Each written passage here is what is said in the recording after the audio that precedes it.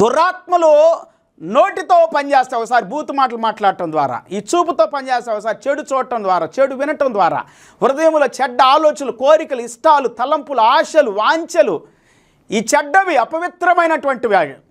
Bible గ్రంథం అదే సెలవిస్తూ ఉంది.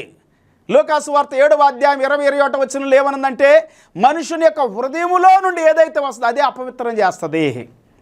అక్కడ అనేకమైనవి ఉన్నాయి పిల్లలారా, చెడ్డవి ఉన్నాయి, అపవిత్రమైన ఉన్నవి, నీచమైన నికృష్టమైన వ్యభిచారాలు, దొంగతనాలు, మోసాలు, అబద్ధాలు, విమతాలు, మత్తతులు, అల్లరితో కూడిన ఆటపాటలని గలతీ పత్రికలో కూడా ఉంది.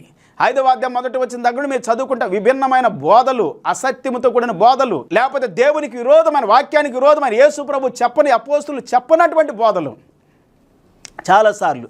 ఆ బోధల గురించి కూడా మనం కొన్ని వాక్యాలని మనం చదువుకుందాం. చూడండి, ముందు యెషయా గ్రంథం 5వ అధ్యాయం 20వ వచనం.